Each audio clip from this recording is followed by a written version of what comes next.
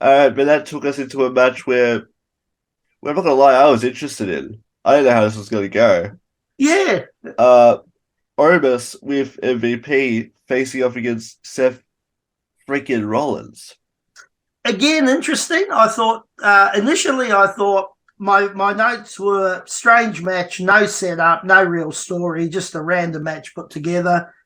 You got a guy who's 7'3", 410 pounds with an 87-inch reach, so a legitimate, giant type thing. Interestingly enough, they've kept him as a free agent, so they haven't drafted him to one or the other. And I thought, okay, what are they going to do with him? Is this the time? Because there was a missed opportunity against, was it Lashley, wasn't it, in the last pay-per-view? And we thought, well, they'd sort of got Omos up there. He was starting to look good. He was, Lesnar, wasn't it? Bobby Yeah, it was Lesnar. Lesnar. It was Lesnar, sorry. Lesnar. Yeah, it was Yeah, Lesnar at WrestleMania. yeah. Yeah. And he was handling Lesnar a little bit. And I thought, okay, and then they just dropped the ball on him. And I thought, okay, that may be just Lesnar. But the same thing again. Started really, really strong. Started, before the belt while Rollins was sort of immersed in his own music and the whole bit, got the jump start. He started really, really strong. Same as Mania, and something I liked, which was someone that size and hands that big, using the old iron claw. Yeah. I haven't seen that since a lot of the German wrestlers like the Von Erichs and Baron von Raschke and who was the other one? Was it Killer Kowalski or no? Was someone else had the claw? Killer Khan? Was it Killer Khan? Nah, can't think of it for the minute. The Von Erichs certainly Von had Erichs used it, yeah. them, but we haven't seen it for a long time, and I liked it. I thought, okay, it's good. Rene Goulet used it. Yeah, The Scorpion. yeah. But remember when they used to put it on like the real Yeah. and they would draw blood. Yeah. A couple of times they actually drew blood with the claw. Okay, it's nice to see. And I thought, not bad. And I was starting to get a bit excited. And I thought, oh. Well, what are they going to do with this guy, though? In all Then honesty, guys. but then, it took 3 massive stomps, and the last one being off the top rope and all that. And they just killed him again. Yeah, that's what I'm saying. Is like, what are they going to do with this guy? I mean, we understand why Andre was so popular because he wasn't around that much. He'd come in, he'd do his run, and then he'd leave and go to another territory. Yeah. You don't really have that option now, right, to do with this guy.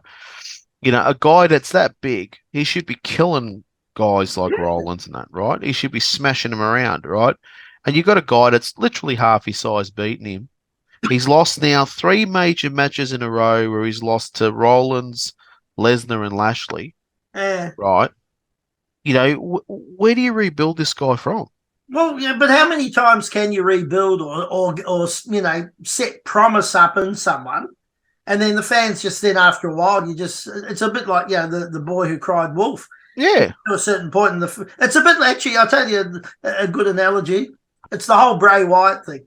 The anticipation, the excitement, the this, the that, the world blew up because it was all.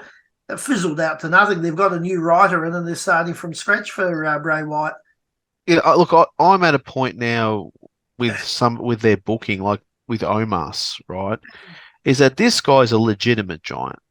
If you put him and Rollins in a bar in a real fight, I'm going to put my money every day of the week on Omos, right? Yeah, How in the hell can you put, Rollins over him like that?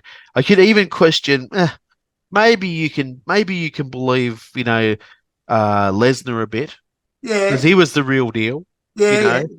Bobby Lashley, less of. You could probably expect him to beat Bobby Lashley in a bar fight. But how are you jobbing this guy out? I don't understand it. I mean, he needs a breakthrough big win shortly because otherwise, it'll pass. Like he picked Rollins up right above his head outside the ring and threw him back into the ring over the top rope. Yeah. And all of that. And you got someone who can do all that. He's clearly improved. I mean, when he started. Yeah, he was pretty ordinary. I could have probably beat him. But well, maybe not. But he's got some credibility now. He's got some and one of my notes was WWE need to be careful they don't turn him into a big jobber. Well, that's what they turned him into. You know, he's a big jobber. It turned him into another big show. Yeah, and that's a shame. You know, shame. You know, I mean, you really get people over because they beat Omos, but that guy should be legitimate giants anymore, do they? No, well, that guy should be mowing through everybody, right? And everything. Mate, you can't put a belt on him because you're never going to get it off him, right? But, mowing through everyone, through everything, smashing everyone and everything. And then you put him in with somebody that you want to push, right? And then they have a good series with him and they beat him in the end, right? But not on one match. You beat him over two or three matches where they're really, really close, this and that.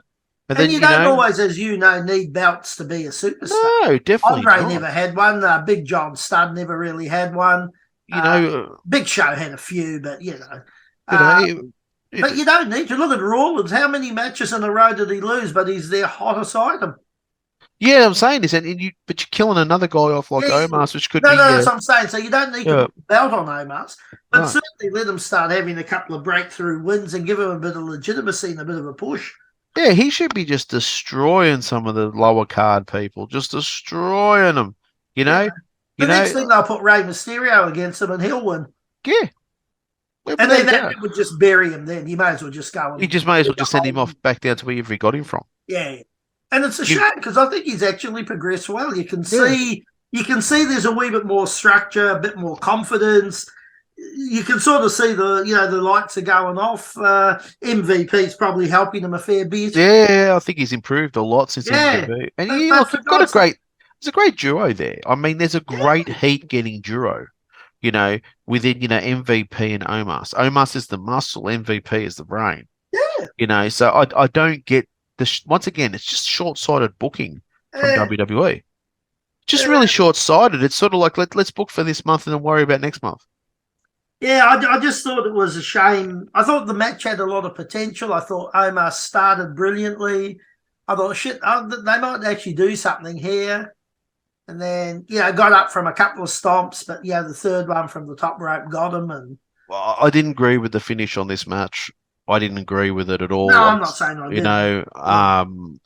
I found it very poor in the way they finished it, right? If you wanted to give Rollins the win so bad, give him a win on DQ. Give him a win on... Yeah, where he was... Don't pin the guy 1, 2, 3. Fuck, you're killing him. You may as well just piss in his mouth while he's lying down. Oh, dear. I mean, you know what I'm saying? It's terrible. It's just really, really bad for the guy, So, look, I saw part of that match and I was spitting chips at the end of that match thinking, they've axed him again. Yeah. Right? And I was like, you're kidding me, what's So who's next for him? I mean, nothing, mate. Who's next and what's next? That's right. It's I don't know. Anyway, I only gave this one 5.5. What about you, Anthony? What were your thoughts and score? Yeah, so I was interested in this match because I couldn't think of a time when Omos and Rollins actually interacted. I went, oh, okay, this might build to something. This, now we're cooking with something. But then again, it's the figure that they put Rollins over for what I'm not sure because I'm not in the creative meetings of WWE. But it's the figure of. It just pretty much killed him it killed Omos in the sense that you had him lose in a prior pay-per-view to Lesnar, which then again that's just Lesnar. And then you're like, we need to build him back up from that, but you've dropped him out again to Rollins, which I'm not saying like dropping out to Rollins is a bad thing, but when you got a big guy like him, and he's really giant at this point. Well, he is pretty much. I mean, he's certainly by far the tallest, the biggest, and probably the strongest they got. But he's lost to all of the big guys. He's lost to Braun Strowman, which is probably not as good as him, to be honest. Braun Strowman hasn't got the upside that Omos has got. No, I'm not a big fan of his. No, so, he's job to him too. Yeah, that's true. Yeah, he did. So, I mean, So in the big man brigade, he's 0-4 or whatever. yeah, that's right. So, I mean, what do you do? Mm. It is really, you shake your head when you watch what's going on. Mm. What's our next one, Mr. Anthony? This is just depressing me.